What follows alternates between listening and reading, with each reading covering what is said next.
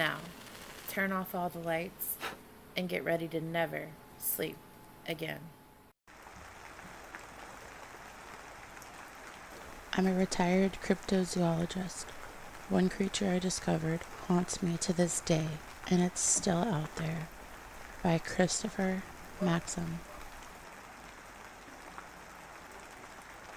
I use the term retired in this context very loosely. I was never paid for my work, and there was no pension to speak of. Cryptozoology has always been a passion of mine, one that, in my old age, I no longer have the energy to pursue.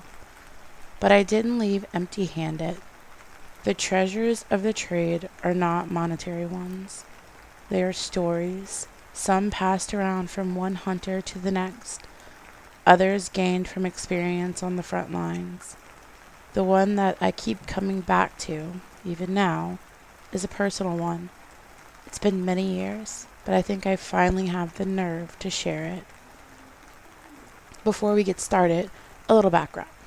I'm a journalist by trade, and in the mid-'80s, there was a spike in submissions to the paper I worked for, which shall remain anonymous, pertaining to unexplained phenomenon, sightings of remarkable but horrific beasts in the local forest. They were a trip to read, but not worth investigating, according to my boss. Our mantra was clear: straight to the news. The paper was known for neutral, unbiased, facts-based articles. That meant no sensationalist headlines, no opinion pieces, and nothing that could be dismissed or disproved. Still, I had so much fun reading these bizarre tales, the highlight of any given workday when one landed on my desk. On one particularly slow day at the office, I was handed 3 separate letters. All were news submissions describing similar incidents, too similar to be written off with the others. According to these first-hand accounts, there was an ominous creature that stood at the edge of the forest when driven by. It was a humanoid entity covered in a grass-like fur, all over. Other than the greenery, there were no identifiable features. It blended in with the tree line, but jarred the 3 drivers when it moved, running into the road at great speed. If this was a prank, it was an elaborate one, especially for the time period. Each letter had a different handwriting and tone. I later discovered that the return addresses were those of residents deemed as being reputable sources for the paper in the past. I was baffled. My boss was not so intrigued. Upon showing him the letters, he simply took the names off our source list and barked at me to stop playing make-believe and get back to work. He was anything if not endearing. I threw the mystery letters in a drawer with the rest. I worked there for 2 more years before calling it quits and beginning my new job as a full-time cryptozoologist, inspired by the paper's strange submissions. My retirement and many vested benefits from the company would fund this passion project of mine. You might find it odd given the line of work, but for the first time in my life, I felt truly fulfilled.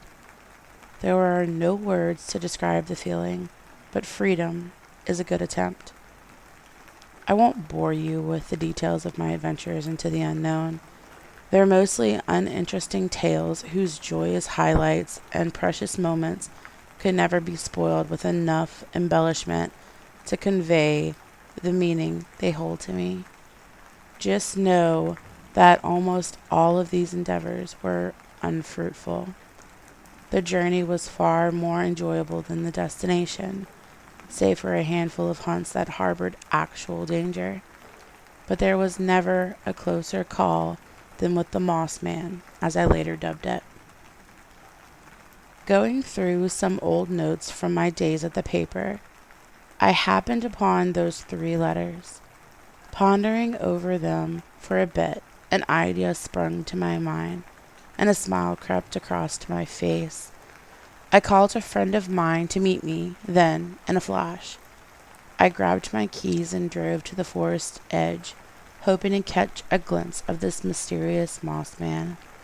Even if it didn't exist, it would be a fun outing doing what I loved. The friend I called was a rookie hunter. I was his teacher, in a sense, a title I wore proudly. This would be our 5th excursion together. When he arrived, we didn't waste any time mincing words. We simply ventured into the woods, flashlights in hand, ready to find the beast and document its existence. If only we knew, at the time, what we were getting ourselves into. We walked quietly for an hour before one of us spoke up. Spooked by the darkness, we were in need of some small talk to distract ourselves and break the awkward tension. "Say, Jack, why are you so keen on finding this grass man anyway? I thought your old paper was sent pranks like this all the time." I snickered. "It's moss, man, Henry, and I never said that. That's just what my boss thought. I was never able to follow any leads." Henry looked off for a moment and then came back. What if it was just a guy in a suit, scaring the locals? Henry was a believer at heart, but he wore his skepticism on his sleeve. That's what I loved about him. It's his apprehension that kept my head on straight on the explorations we embarked on previously. I had been known to let my enthusiasm get the better of me on more than one occasion. Well, that's what we're here to find out. If there's no evidence, that will probably be our conclusion. Footsteps echoed in the distance, branches breaking beneath a heavy weight. Henry and I slowed to a stop. "Did you hear that, Jack?" "Shh, quiet, don't make a sound." I listened, but was met with only silence.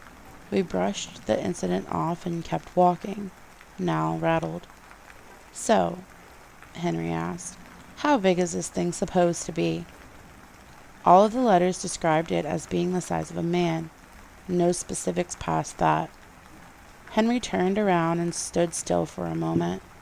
I stayed with him, assuming he needed a second to gather his wits.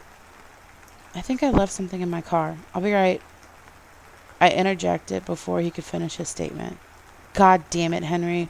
Do you want to be a hunter or not?" "Yes, I do, but nothing. How many times have you died on a hunt?" Henry paused. "Well, counting the Kinson incident, none." "Exactly. So pull your spine out of your ass and match my pace. Walk with confidence. You're going to be fine." Henry took a labored breath, turned back around and straightened his posture. My pep talk seemed to have an effect. "Okay, Jack, I can do this." He gave me a determined look. We never explicitly discussed it before, but I sensed that Henry looked up to me, not unlike how a child looks up to their father. "Good. Now follow me." I marched ahead and Henry followed. Then there were more footsteps. We stopped again. The sound was so close, I was compelled to yell out, "Who's there? Show yourself." The noises ceased. With a fair amount of trepidation myself, I pressed on, Henry now falling behind. "Pick at the pace, will you, Henry? This is what we're here for." A few moments passed, and the sound of footsteps recommenced. This time the source was revealed. Out from behind a large tree stepped a gentleman in proper dress attire, adoring an overly wide smile, a shadowy form illuminated only by a sliver of moonlight that broke through the forest canopy. Henry and I nearly jumped out of our skin and jolted back a bit. We then looked at each other, confused. I spoke first. "Hello there."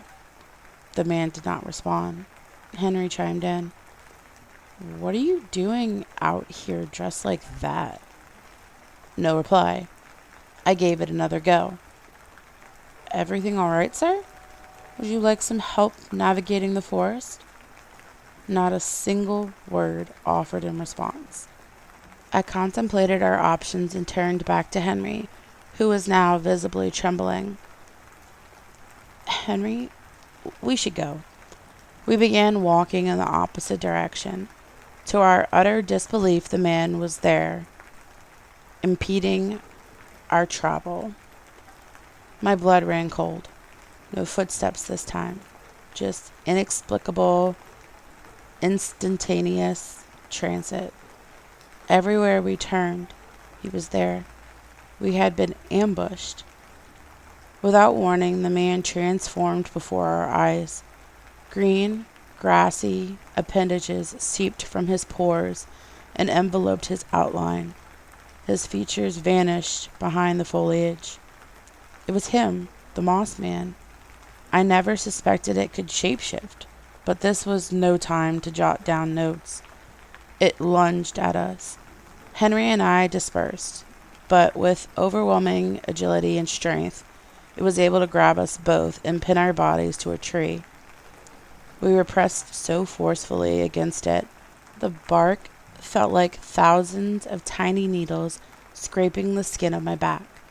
Henry flailed about, screaming in fear and agony. I was too scared, but having been in a similar position before, I held my composure and hatched a plan. "Hey, big guy, I have a proposition for you." It tilted its head at me, a horrendous amalgamation of vines where its face should have been. "I'm sure you have to feed and will probably taste better than the odd rabbit or fox passerby. Trust me, I understand. But if you kill us both, they'll come looking for us. You might be good against 1 or 2 men, but a whole search party? If your nest is discovered, you could be caught and killed yourself, or, at the very least, forced to flee your home." It loosened its grip on me. "I used to work for the local paper. My testimonial holds weight in this town. To both local officials and the general public, I can make this appear to be an accident. Just leave the body when you're done. That's all I ask." Henry turned to me, more frightened than he had ever been of the Moss Man. "So, what do you say? Do we have a deal?" The creature nodded and let me go. I ran out of the forest, my heart pounding. Unlike other cryptids I had dealt with, I didn't know this one's dialect, so I wasn't sure it would even understand me. I looked back only once to make sure the creature hadn't changed its mind and caught a glimpse of Henry being torn to shreds. Poor guy. I lost more rookies that way. The following day, Henry's body was found at the edge of the woods. After speaking with the mayor, a closet hunter and good friend of mine, and contacting the paper, my old boss commissioned a report for me. Henry had been attacked by a bear on an unfortunate stroll through the forest one evening. It was the talk of the community for a while, and as such, folks steered clear of the woods. The Moss Man's nest was safe, and so were the locals. A job well done in my book. So let this serve as a lesson to you. When searching for monsters, always bring a friend along for the hunt. They might just save your life. Greetings, spoils and ghouls. If you like this video, be sure to give it a thumbs up. If you'd like to see more, subscribe and hit the bell so you don't miss out. If you have a request or suggestion, make sure to leave them in the comment section below. We hope you enjoyed this video, and remember to stay spooky.